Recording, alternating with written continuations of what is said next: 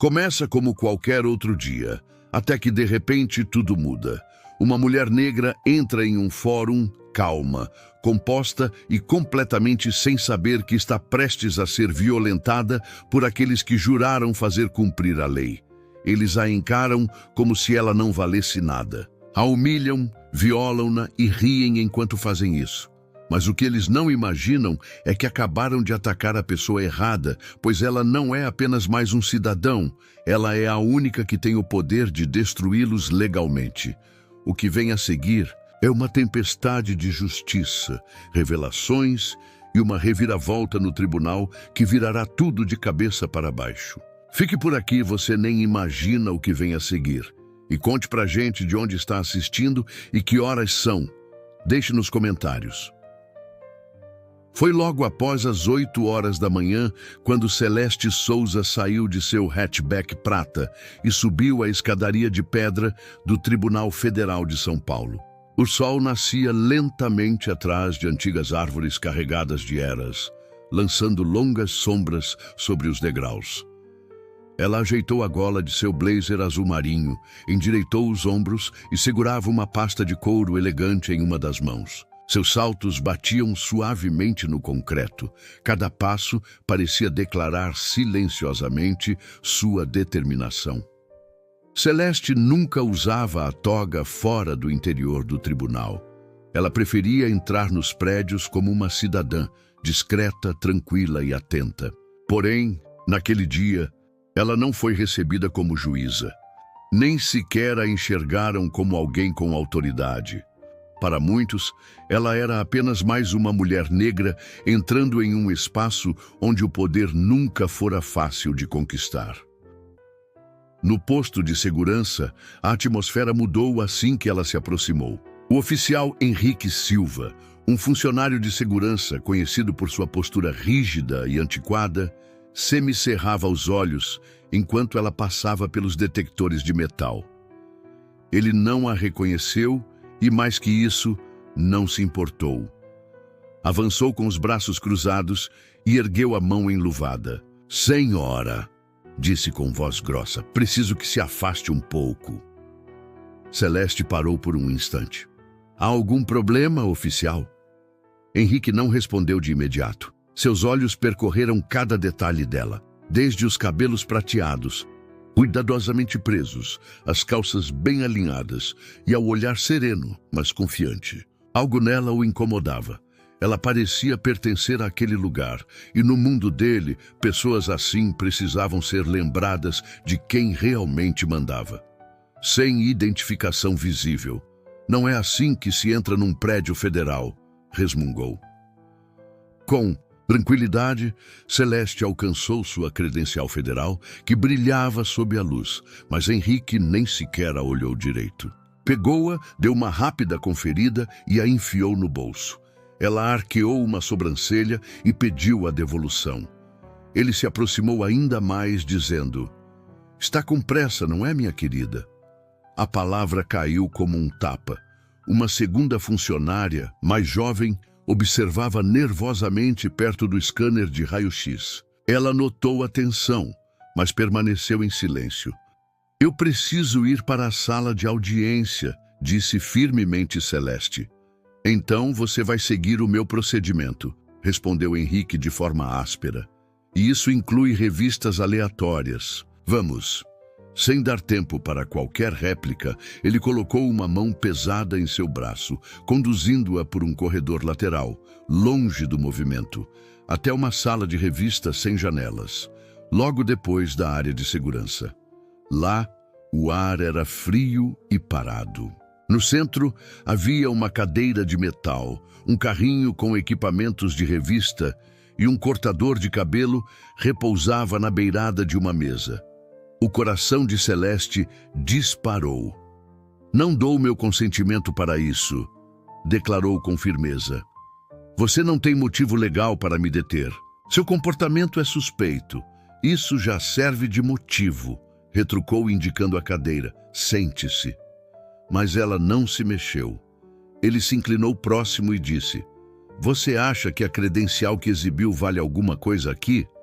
Não para mim, Num instante, 2 outros seguranças adentraram a sala. Um deles, um homem de cabelos raspados e olhos nervosos, agarrou seu pulso esquerdo, enquanto o outro segurava o outro lado da cadeira. A voz de Celeste se elevou. Isso é uma violação. Quero saber os nomes de vocês, mas ninguém respondeu. Em vez disso, Henrique pegou o cortador de cabelo. O que você está fazendo? Ela exigiu. É procedimento padrão.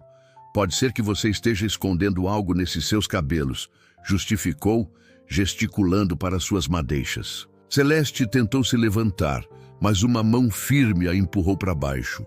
O cortador começou a roncar, enchendo o ambiente como um enxame de abelhas. Antes que ela pudesse reagir, sentiu a fria vibração tocar seu couro cabeludo, fazendo com que uma espessa mecha de cabelo prateado caísse no chão, seguida de outra e mais outra. Seu fôlego se prendeu, mas ela não gritou, não chorou, nem sequer piscou. Ficou imóvel enquanto sua dignidade era arrancada fio por fio, os fios se acumulando em montes sobre o piso, como partes de um passado sendo violentamente arrancado. Um dos seguranças riu, baixinho. Já está melhor assim, comentou enquanto Henrique, limpando os fios soltos da manga, acrescentou com um tom irônico. Devia ter entrado com o devido respeito. Agora, você está mais apresentável.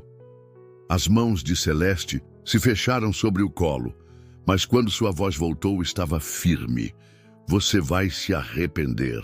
Ele se inclinou zombeteiro. Sempre dizem isso pessoas como você. E tão rápido quanto começou, tudo acabou. Henrique abriu a porta e indicou o corredor. Você está liberada. Siga para a sala de audiências. Celeste levantou-se devagar. Com as mãos tremendo levemente, pegou sua credencial da mesa de Henrique sem pedir e saiu pelo corredor. Seus passos eram firmes, sua expressão indecifrável. Mas em seu peito, algo ardia, mais forte que a raiva, mais profundo que a humilhação. Era a chama da determinação. Em poucos minutos, essa determinação mudaria tudo. Pois Henrique não sabia que ela não estava ali para ser observada ou julgada como ré, mas para assumir o papel de juíza e ocupar o assento que lhe cabia. O som do cortador continuava a ecoar em seus ouvidos, mesmo após ela deixar aquela sala fria e sem janelas. Cada passo rumo à sala de audiências parecia mais pesado, não por medo, mas pela fúria contida.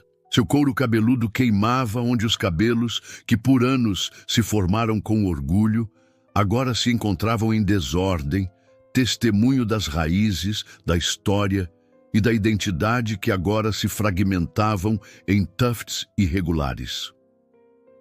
No corredor, o silêncio era sufocante. Celeste passou por 2 funcionários que a olharam rapidamente e desviaram o olhar. Eles tinham ouvido, talvez até visto, mas ninguém se pronunciou. Ela não parou. Não queria lhes dar a satisfação de vê-la desabar. Ao longo do corredor, um murmúrio baixo vinha do interior da sala de audiências. Era uma manhã de alta repercussão, uma audiência sobre abuso policial.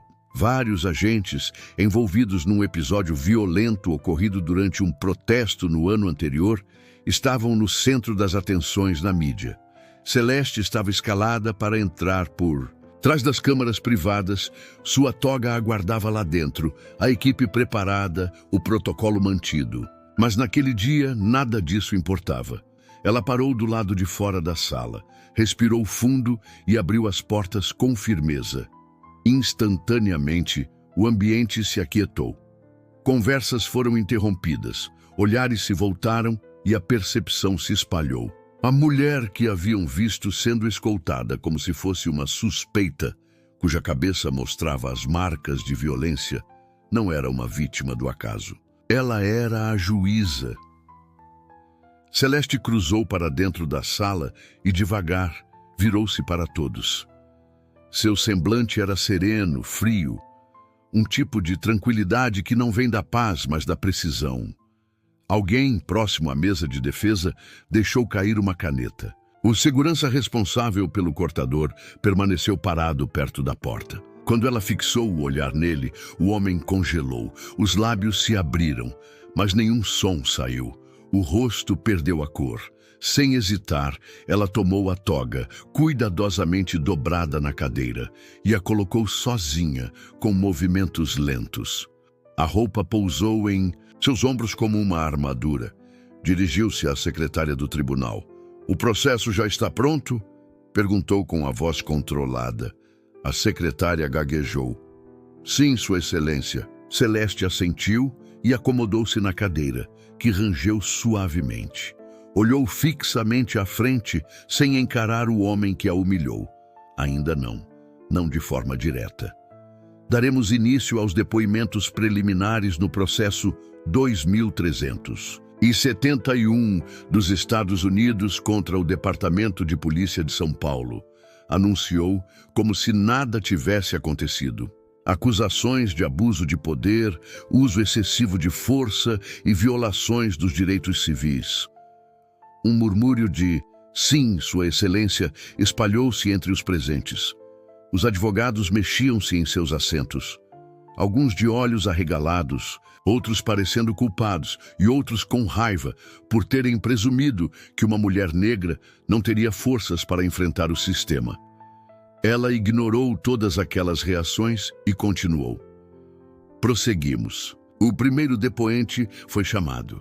Um policial que havia atuado durante o protesto, um homem que empurrou um senhor idoso para o chão durante uma manifestação pacífica, causando-lhe a fratura de 2 costelas. Celeste ouviu com atenção, anotou, silenciosamente, e não fez perguntas, pelo menos ainda não. Do canto do olho, percebeu Henrique se afastando devagar para o fundo da sala. As mãos dele se mexiam perto do cinto e as pernas pareciam inquietas, como se ele quisesse desaparecer, consciente de que seu momento estava chegando. E, de fato, chegaria. Após o segundo depoente, ela anunciou uma pausa. O salão esvaziou, como se todos estivessem em transe. Mesmo os advogados sussurravam, temerosos de falar alto. Celeste permaneceu sentada. Alguns minutos depois, com apenas sua secretária, 2 seguranças e Henrique ainda na sala, ela finalmente o encarou. "Oficial Henrique", disse com voz tão afiada quanto o vidro. Ele parou no meio do passo, hesitou e então respondeu com um "Sei sim, Sua Excelência", enquanto avançava lentamente, como se caminhando para o precipício. "Diga seu nome completo para registro." Ele piscou. "Desculpe?" "Você me ouviu. Henrique Silva. Há quanto tempo você trabalha como segurança neste fórum?" 14 anos. Ela bateu com a caneta no bloco de anotações uma vez, 2 vezes e se inclinou. "E, nesses 14 anos, quantas mulheres você já abusou nesse estande de revista?" O rosto dele empalideceu. "Sua Excelência." "Eu..." começou, mas ela cortou. "Não sabia. Isso não é o que perguntei." Ele procurou por algum apoio, mas ninguém se manifestava. "Quantas reclamações formais foram registradas contra você, oficial Henrique?" "Eu não sei ao certo." A voz de Celeste intensificou-se, não em volume, mas com precisão cirúrgica. 12 reclamações formais, todas enterradas, todas arquivadas, porque você se escondeu atrás de procedimentos e protocolos. Seu rosto tremia de vergonha. "Eu não sabia quem você era. Eu pensava..." Ele tentou, mas ela interrompeu. "E esse é o problema, não é mesmo? Você achou que eu era ninguém. Apenas mais uma mulher negra que podia ser intimidada, raspada, humilhada como diversão." O silêncio dominou a sala. Henrique tentou falar novamente, mas nenhuma palavra saiu. Levantando-se da bancada, Celeste prosseguiu. "Por sua causa, este fórum, este suposto templo da justiça, está manchado. Por conta de suas ações, a integridade deste tribunal está em xeque, e por ter agredido uma juíza num fórum federal, você agora será alvo de investigação criminal com efeitos imediatos." Voltando-se para os seguranças que aguardavam a saída, ela ordenou: Levem o oficial Henrique sob custódia, separadamente do restante. As acusações formais virão em seguida. Os seguranças agiram rapidamente, algemando-o. Espere, espere, ele gritou. Você não pode fazer isso. Mas já era tarde. Ela tinha tomado a decisão. A sala já não parecia um tribunal. O oficial Henrique Silva, anti-símbolo de controle e intimidação, era agora escoltado por 2 seguranças silenciosos, sua autoridade desfeita, deixando um rastro de inquietação. Essa sensação permanecia no ar, nas vibrações dos ventiladores e nos olhares cúmplices dos funcionários que por anos souberam, mas nada disseram. Celeste voltou à sua cadeira, com os dedos entrelaçados sobre o banco, enquanto a toga repousava sobre ela como uma armadura de aço. Não havia como voltar ao que era antes e, para ser sincera, ela não queria. Algo mudara profundamente, não só nela, mas em todo o ambiente. Sua secretária entrou de forma discreta, trazendo uma pilha de anotações frescas. Sua Excelência, os próximos depoimentos já estão sendo preparados, avisou com cautela. Celeste assentiu. Quantos minutos temos? Cerca de 8.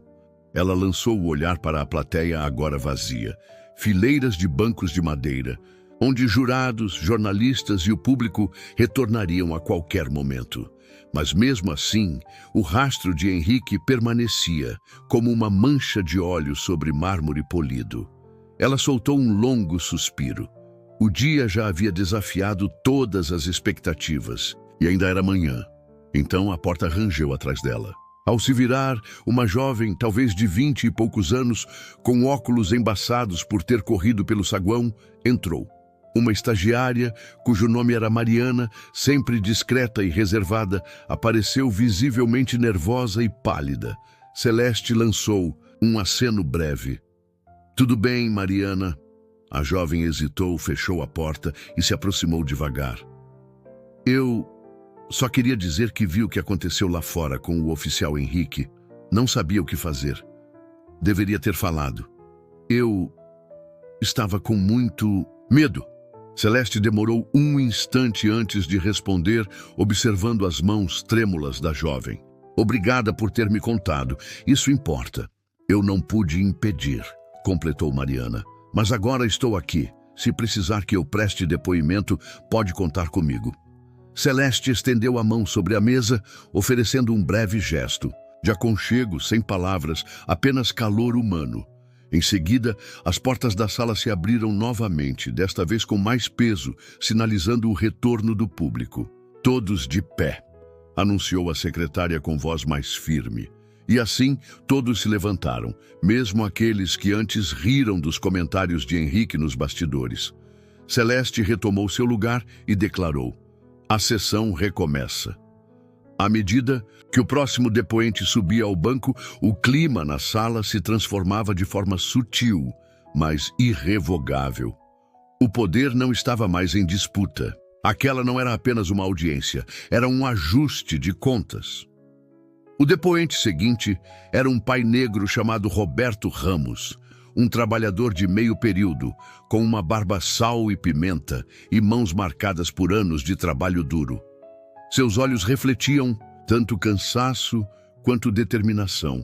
Ele estava ali para contar como seu filho, de 17 anos, foi derrubado e imobilizado durante um protesto pacífico pelos mesmos agentes que agora ocupavam a mesa de defesa.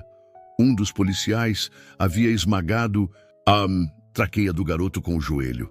O jovem sobreviveu, mas mal conseguia sussurrar. Isso havia acontecido há 9 meses. Roberto subiu ao banco e contou sem omitir nada como ele e os presentes imploraram por socorro, como lhe disseram que tudo ficaria bem, como o rapaz foi acusado de simular, e como, mesmo com as filmagens, nenhum dos agentes foi punido. Celeste ouviu cada palavra, que cortava a sala como navalha, deixando todos sem reação. Quando Roberto terminou, ela se inclinou e disse: obrigado, Sr. Ramos, por sua coragem. Sei que não é fácil. Ele assentiu, a voz embargada. Eu só queria sentir que alguém finalmente estava ouvindo. Celeste o encarou, não como juíza, mas como alguém que também conhecera o peso do silêncio. Agora você foi ouvido, afirmou. Poucos minutos depois, quando Roberto desceu e passou lentamente pelos agentes que quase custaram a vida de seu filho, Celeste decretou uma nova pausa. Em seus aposentos, o ambiente estava quase surreal, silencioso demais. Ela se acomodou e olhou seu reflexo no espelho acima da pia, notando os fios desiguais e a mancha careca logo acima da orelha esquerda. A mulher refletida não lembrava uma juíza, mas alguém que acabara de atravessar uma verdadeira batalha. E talvez essa fosse a justiça. Não uma atuação, mas um combate pela verdade. Uma luta que ela não pretendia perder. Alguém batia na porta. Sua secretária entrou sem abrir completamente e disse: Sua Excelência, o setor de advogados acabou de entregar uma petição lacrada. Eles querem aumentar as acusações contra Henrique imediatamente, por violação dos direitos civis, de acordo com a lei federal. Celeste não piscou. Muito bem, aceitem. Ao fechar a porta, ela inspirou profundamente. Não de alívio, mas com a firmeza da resolução. O dia ainda estava longe de acabar, pois, mesmo que o tribunal tivesse visto Henrique cair, eles ainda não haviam presenciado o que viria a seguir, a verdadeira virada de conta. O auditório estava cheio novamente, mas agora o clima havia mudado. Havia algo no ar, uma eletricidade silenciosa que fazia as pessoas se sentarem mais eretas, falarem em tons mais baixos, repensando quem de fato detinha o poder. Celeste voltou ao banco com uma presença inegável. Desta vez, nenhum segurança anunciou sua entrada. Não houve cerimônias, apenas o som de seus saltos sobre o piso e o suave farfalhar de sua toga ao se sentar. Todos se levantaram automaticamente. Ela não falou de imediato. Apenas observou os rostos dos réus, da imprensa, dos advogados e daquele público silencioso, alguns ainda com os olhos arregalados pelo que haviam presenciado. Eles aguardavam para ver o que ela faria, até onde iria, se aquele seria um momento isolado ou o início de um movimento. Batendo levemente com seu martelo, ela disse: "A sessão está retomada", e num instante tudo se aquietou. Voltou-se para os advogados na mesa da acusação e ordenou: "Chame o próximo depoente." Logo, o ambiente silenciou novamente quando um oficial, o tenente Daniel Costa, foi empossado. Alto, com a constituição de um atleta, rosto barbeado e com uma postura tão rígida que parecia acreditar que seu distintivo o tornava invencível, ele sentou, limpou a garganta e juntou as mãos no colo. Celeste o observava atentamente. Ela conhecia bem esse tipo. Vaidoso, polido e treinado para mentir com um sorriso sem jamais transpirar. A promotora iniciou suas perguntas de forma metódica. "Tenente Costa, o senhor estava presente no protesto ocorrido no dia 14 de maio do ano passado, correto?" "Sim, senhora", respondeu ele. "E durante esse período, o senhor coordenou uma equipe de 7 agentes?" "Sim, isso mesmo." "O senhor autorizou pessoalmente o uso de força contra os manifestantes?"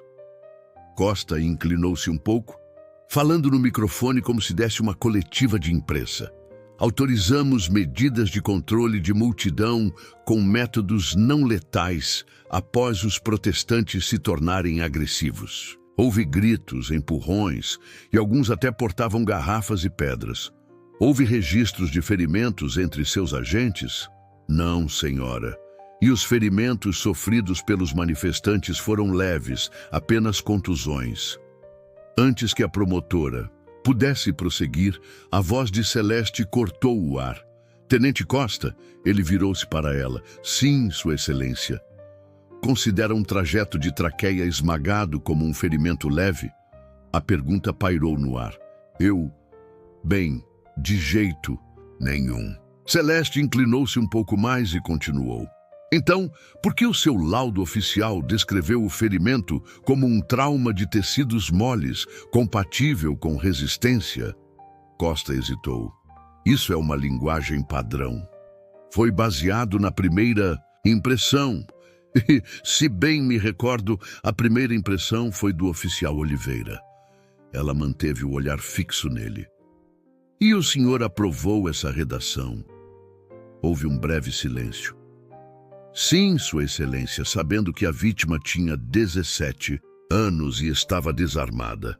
Costa abriu a boca, fechou de novo e por fim respondeu. Sim. Sua voz permaneceu inabalável quando Celeste perguntou: acredita que a justiça foi feita naquele dia? O silêncio falou mais alto. Acredito que seguimos o protocolo, respondeu, recuando em sua cadeira. Mas não era essa a pergunta. Costa novamente limpou a garganta. Com todo o respeito, Sua Excelência, não posso responder a isso. Essa não é minha função. Celeste assentiu lentamente. Não, essa é a minha. Prossiga, Ministério Público. O restante do depoimento foi frio e técnico, mas cada palavra atingia como um golpe, não apenas pelos fatos expostos, mas pela forma com que tentavam torná-los aceitáveis, normais, parte da rotina. Quando a pausa foi anunciada novamente, o salão se encheu de sussurros, repórteres digitando freneticamente, ativistas anotando cada detalhe. Uma senhora, lá do fundo, agarrou o peito e, em silêncio, murmurou, obrigada, ao ver Celeste passar. Em seu gabinete, a juíza retirou a toga e a pendurou cuidadosamente, observando-a por mais alguns instantes. A roupa, tão simples e inofensiva no cabide, carregava um peso enorme fora dali. Quando Celeste usava aquela toga, as pessoas se levantavam, ouviam e temiam sua autoridade. Mas apenas 2 horas antes, sem a toga, ela fora agredida e despida como se não importasse. Essa contradição agora pulsava em suas veias, queimava em seus olhos e ecoava em seu coração. Algumas pessoas na plateia começaram a acenar com a cabeça, enxugando lágrimas silenciosas, agarrando as mãos umas das outras em solidariedade. Ela continuou. Quero deixar algo bem claro. Isso nunca foi sobre vingança, mas sobre responsabilidade e prestação de contas. É hora de encarar esse sistema quebrado de frente e dizer, não, isso não vai mais acontecer. Ela direcionou seu olhar aos advogados da defesa e àqueles que permitiram que aquele homem agisse impunemente por mais de uma década. Considerem-se avisados. Batendo novamente no dossiê à sua frente, continuou. Enviarei recomendações para a cassação, para uma revisão formal e, se necessário, para que o Ministério Público abra investigações contra todos os envolvidos em encobrir a verdade. A sala permaneceu imóvel. Então, Celeste olhou para a grande janela em arco, onde a luz do sol começava a penetrar, rompendo as nuvens pesadas lá fora. Ela assentiu, como se aceitasse o momento. Antes de encerrar, há um último ponto. Voltou o olhar para a porta lateral. Os seguranças a abriram devagar, e Henrique, ainda algemado e sem seu uniforme, apareceu. O rosto pálido, vazio, marcado não apenas por hematomas, mas por uma profunda humilhação. Ele foi conduzido até o centro, ao lado de seu defensor. Público, e Celeste o encarou com firmeza, sem sede de vingança, mas com determinação. Oficial Henrique, este tribunal o condena às penas máximas previstas na lei federal: 6 anos de prisão por abuso de poder, 5 anos por violação dos direitos civis e mais 1 ano por obstrução da justiça. Ela fez uma pausa. Mas essa é só a parte legal. Henrique não ergueu o olhar. E agora a parte humana. Sua voz baixou, calma, mas cortante. Você passou sua carreira decidindo quem merece dignidade e quem não merece. Acreditou que o distintivo o tornava intocável, que o silêncio o protegeria, que pessoas como eu jamais ousariam ocupar o lugar que você impôs. Agora você terá de enfrentar o peso dos seus atos, sem distintivo, sem toga. Apenas a responsabilidade pelo que fez. Ela sinalizou para os seguranças: levem-no. Enquanto Henrique era escoltado para fora, o tribunal permaneceu em silêncio, sem aplausos, sem celebração. Todos apenas observavam, pois não se tratava de comemoração, mas de testemunhar a verdade, e às vezes isso fala mais alto que qualquer aplauso. Celeste voltou a olhar para o dossiê, o Mandato Souza, como passou a ser conhecido. Fechou o dossiê, levantou a toga da cadeira e anunciou uma última vez: a sessão está encerrada. O fórum esvaziou-se lentamente, como se a tempestade estivesse se dissipando gota a gota. Ninguém saiu correndo. As pessoas demoraram, trocaram palavras suaves, abraços discretos. Alguns pararam para tocar nas colunas de mármore, como se quisessem se fixar naquele lugar que, até então, parecia intransponível. Sozinha em seu gabinete, Celeste observava o ambiente. Os dossiês haviam sumido, o fórum estava sereno. A toga pendia em seu assento como sempre, mas agora lhe parecia mais leve. Não por ter desaparecido o peso, mas por ter sido finalmente exposto em voz alta. Sentada diante do espelho, ela notou que as áreas ralas em seu couro cabeludo já começavam a ter novos fios. Os cabelos prateados que antes a coroavam ressurgiam devagar, de forma desigual, e ela desejava, por um instante, disfarçar as cicatrizes, alisar as partes ainda expostas. Um batimento na porta a tirou dos seus pensamentos. Sua irmã, Natália, entrou sem dizer uma palavra, arrastando uma cadeira dobrável para perto. Colocou-a atrás de Celeste, ligou uma pequena máquina de cortar cabelo e perguntou: "Pronta?" Celeste fitou o espelho sem temor, apenas com uma resoluta aceitação. "Sim", sussurrou, "vamos acabar com isso." Natália operava com calma. Cada passada do cortador era delicada e decidida. Os fios irregulares foram caindo um a um, não por vergonha, mas como uma escolha. O começo de um recomeço. Quando Natália terminou, estendeu o espelho para que Celeste visse seu reflexo, forte, nua, destemida e bela. "Você pode arrasar assim todos os dias e dominar qualquer ambiente", disse Natália sorrindo. Celeste demorou um instante, encarou seu reflexo e suavemente disse: "Essa sou eu agora." "Não", corrigiu Natália, "essa sempre foi você. Agora o mundo só está te reconhecendo." Ambas sorriram. À noite, Celeste saiu do fórum sem peruca, sem lenço ou chapéu, apenas com a cabeça erguida sob as luzes da cidade. Ao pisar na calçada, um pequeno grupo de pessoas a notou. Desta vez, sem câmeras ou repórteres, apenas cidadãos. Uma senhora, talvez com 70 anos, de pele morena e óculos grossos, se aproximou, colocando a mão suavemente em seu braço. "Nunca imaginei ver alguém como você fazer o que acabou de acontecer", disse com voz trêmula. Celeste segurou a mão dela e respondeu: "Você fez mais do que sobreviver, abriu o caminho." Mais adiante, um adolescente se aproximou, tímido, sem dizer nada além de um olhar. Em seguida, ele tirou o moletom, revelando a própria cabeça, raspada, e assentiu com a cabeça. Celeste retribuiu o aceno. Havia uma transferência silenciosa, um legado que se passava de geração em geração. Mais tarde, naquela mesma noite, Celeste ficou na varanda de sua casa, observando o bairro. Tranquilo. As luzes da varanda tremeluziam e o vento mexia as grandes árvores. Dentro, o celular apitava com dezenas de mensagens, e-mails e manchetes, mas ela preferiu deixá-los para depois. Naquela noite, o silêncio era o que mais importava. Era a chance de finalmente se ouvir respirar. Na manhã seguinte, ela retornou ao fórum. Oficialmente, a rotina continuava, mas as pessoas notaram algo diferente. As togas demorarão mais a ser recolhidas, os passos pelas escadas tinham um ar de reconhecimento, e até o elevador parecia prestar homenagem. Quando entrou, o faxineiro acenou com o punho contra o peito, num gesto de orgulho. Um jovem segurança deu um sinal de positivo, corando rapidamente.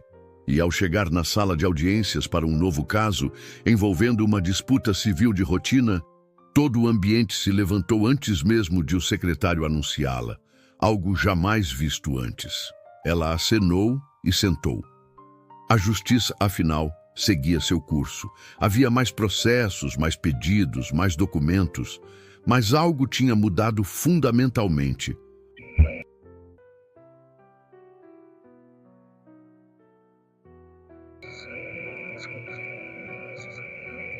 Celeste andava pelos corredores com uma postura diferente, não mais imponente ou severa, mas plena, como alguém que passou anos sendo forçada a se encolher e que finalmente aprendeu o que é estar de pé com confiança. A imprensa ainda aparecia, entrevistas eram concedidas e manchetes surgiam. Uma delas, pendurada na geladeira da sala de descanso, dizia: Juíza federal não cede após agressão pública e lança reforma histórica do tribunal. Alguém escreveu em marcador: Ela é a nossa juíza, e isso a fez sorrir. Ela nunca quis se tornar um símbolo, queria apenas fazer seu trabalho, mas ao se manter firme, abriu espaço para que outros também se erguessem. Meses se passaram. O fórum, que antes ressoava com silêncio e medo, agora vibrava com uma presença diferente. Não perfeita nem pacífica, mas repleta de dignidade. Uma quietude que vinha do fato de que as pessoas sabiam que seriam ouvidas. O mandato Souza espalhou-se dentro do tribunal e pelo Estado. Outros juízes adotaram-no, e até de outras cidades falaram sobre ele.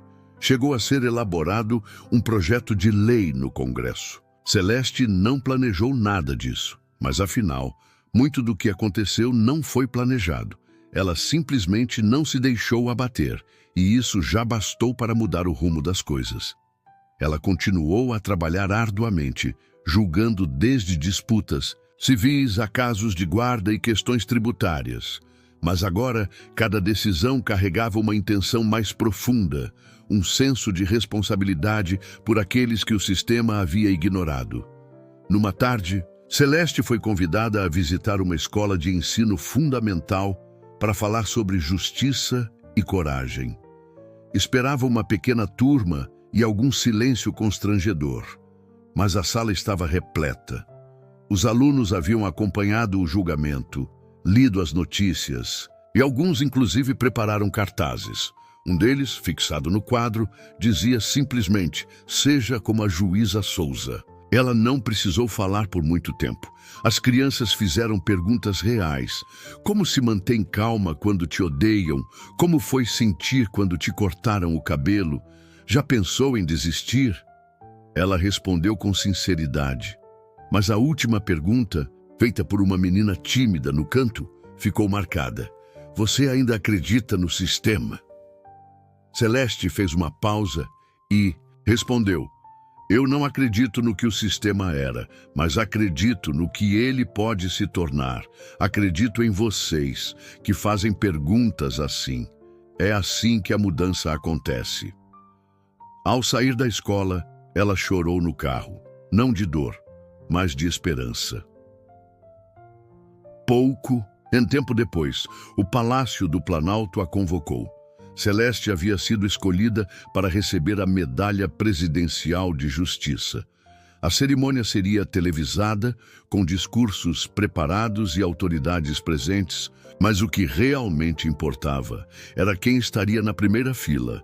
Natália, sua secretária, Mariana, agora estudante de Direito, o pastor Marcos Silva e, no fundo, aquela menina tímida da sala de aula, que ousara fazer a pergunta essencial. O palco era composto por uma ampla escadaria de mármore branco que conduzia ao pódio.